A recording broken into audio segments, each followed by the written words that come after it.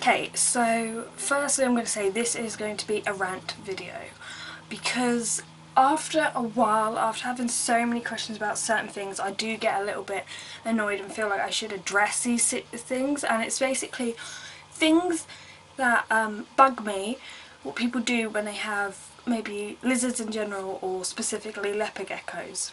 Probably most of the more popular channels on YouTube are probably ones that aren't very controversial, who don't really speak their mind or sort of tell people they're wrong.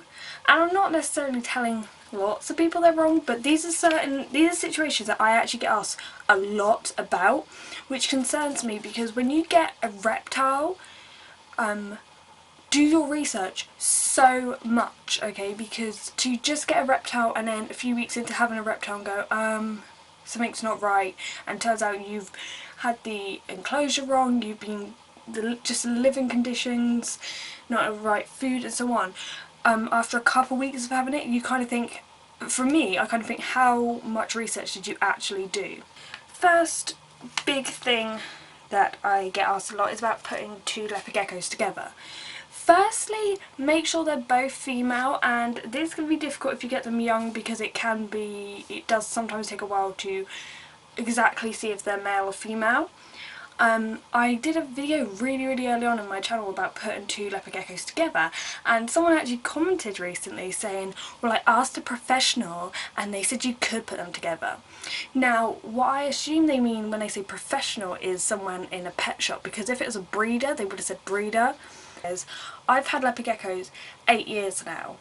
Would you rather, like, if I had a job in a pet shop, firstly, I've actually applied for a job in a pet shop years ago, and I remember that you literally needed no prior qualifications to do with animals, and that's in a pet shop, so that's great. But if someone came and asked me how to look after a gerbil, I wouldn't know. If someone asked me how do you look after a corn snake, I wouldn't know. So just because they work in a pet shop doesn't mean they know exactly everything about every pet. And when it comes to putting two leopard geckos together, the reason I say is in that video is you have to do it gradually, is because loads of things. Like, firstly, the amount of people I've been told have found just one of their leopard geckos and it's eaten the other, okay?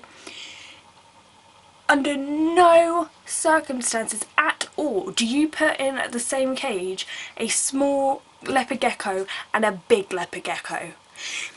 Naturally, they're not going to be social animals, okay? They can live together if they're about the same size, sort of the same maybe age, or they've been gradually introduced, they sort of know each other.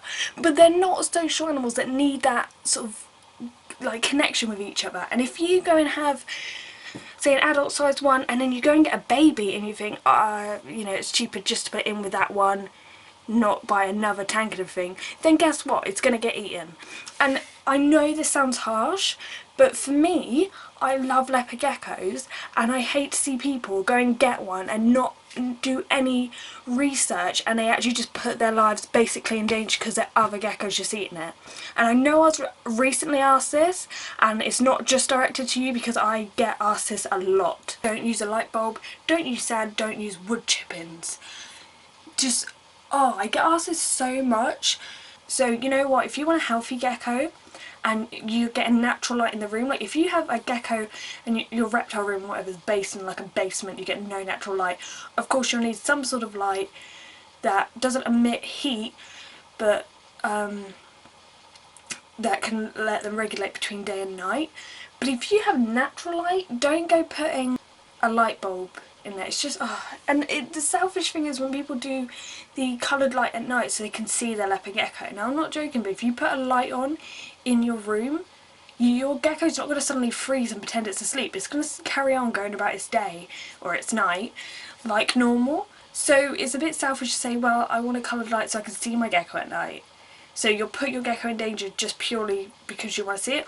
Or when people put like light bulbs in their tank, purely to make it look nicer, for a show, so you can light up the tank. I mean, put your pet's health first rather than just your vanity.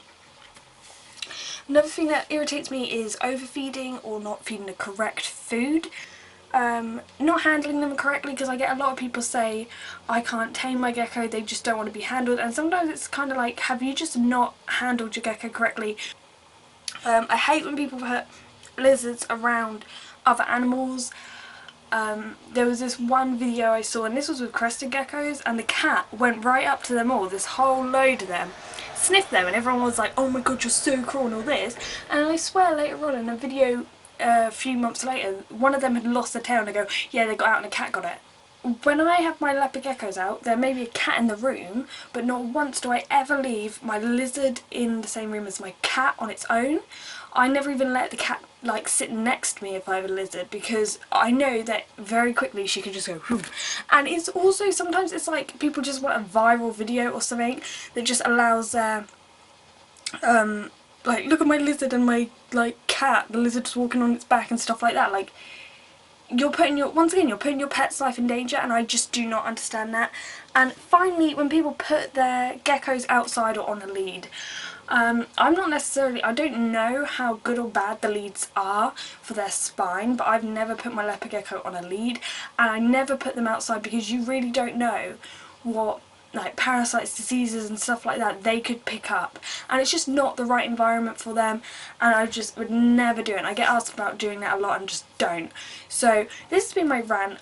Is basically things I see on the internet, basically things I get asked a lot, which really anger me about looking after leopard geckos. And some people may be offended by this, but for me, I want to put the gecko's health first, and as someone who does a channel mainly on leopard geckos, I would rather be brutally honest to make sure that no other leopard geckos have to go through this situation than try to act like, oh yeah, that's totally fine and all that, you know what I mean?